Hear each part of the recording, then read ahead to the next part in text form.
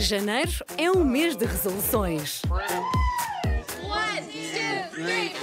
É por isso que nas tardes do Casa e Cozinha tens a Cheryl, os Baumler, o Scott, a Pamela e a Verónica.